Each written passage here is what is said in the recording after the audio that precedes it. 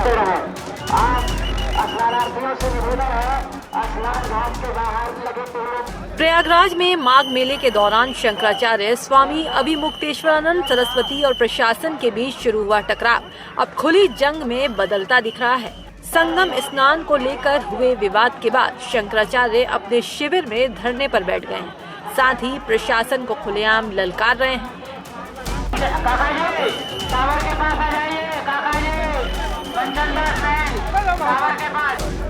ये मामला उस वक्त गरमाया जब मौनी अमावस्या के दिन सुबह करीब 9 बजे शंकराचार्य स्वामी अभिमुक्तेश्वरानंद करीब 200 अनुयायियों के साथ उस क्षेत्र में पहुंचे जिसे एक दिन पहले ही सुरक्षा कारणों से बंद कर दिया गया था।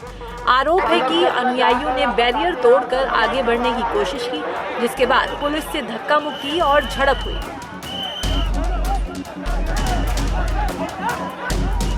स्वामी जी यहाँ पर 9 बजे अपने रथ और पालकी से आए थे और उन्होंने पंडुल पुल बैरियर 2 जो बंद था आज हमारा पंडुल पुल 2 उसको तोड़ करके यहाँ तक आ गए थे संगम रोड पर और वहाँ 200 लोगों के साथ थे और उन्होंने अपने रथ और पालकी के साथ संगम पे जाने के लिए 200 लोगों को लेकर आए थे और यहाँ पर जब पुलिस ने उनको रोका तो वो वापसी मार्ग पर जाकर के खड़े हो गए और वापसी मार्ग पर ही रहे कंटिन्यूअसली अपने रथ और पालकी के सहित।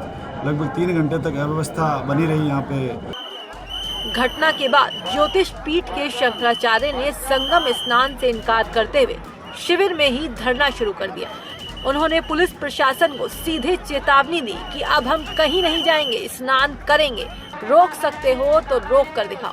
साथ ही पुलिस पर अपने शिष्यों को पीटने का गंभीर इल्जाम लगाया। बड़े बड़े अधिकारी संतों को मार रहे हैं और उसके बाद हमारे पास आकर के कह रहे हैं फिर से दोबारा। अभी जब लौट रहे थे हम लोग, आपने देखा, हम लोग वापस जाने के लिए लौट गए, चलने लग गए।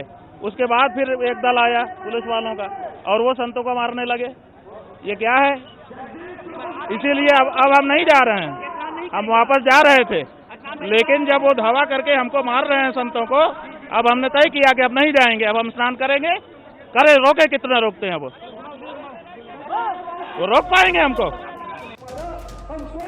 वहीं इस पूरे घटनाक्रम के लिए प्रशासन के साथ साथ मुख्यमंत्री योगी आदित्यनाथ पर भी निशाना साधा।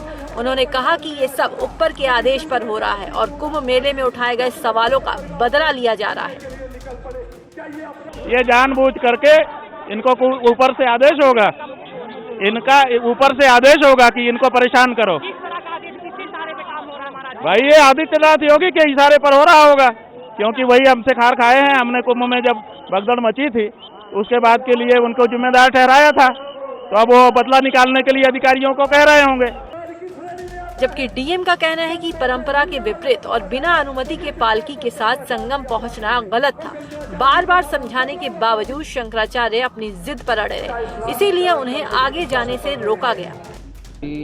परंपरा के विपरीत आज संगम पे स्नान करने आए थे और रथ पे अपनी पालकी पे वो बिना अनुमति के आ गए थे और वो ऐसा समय था जबकि संगम पे बहुत ज़्यादा भीड़ थी, तो बार बार अनुरोध करने के बाद भी बिना अनुमति के वो यहाँ पे आए और अपनी जिद पे अड़े रहे।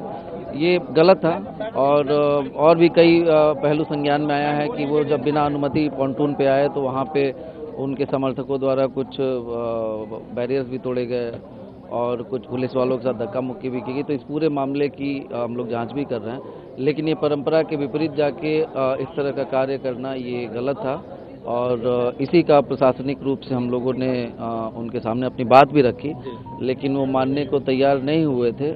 बाद में अब उनको जो भी समझ में आया हो वो चले गए, लेकिन हम लोग विधिक कार्रवाई इसमें करेंगे। अब इसमें हम लोग सारे पहलुओं की जांच करते हुए विधिक कार्रवाई करेंगे।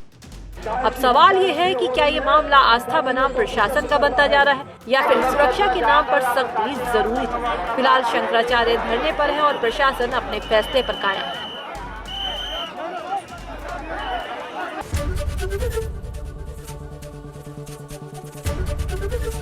एबीपी गंगा, खबर आपकी, जुबान आपकी।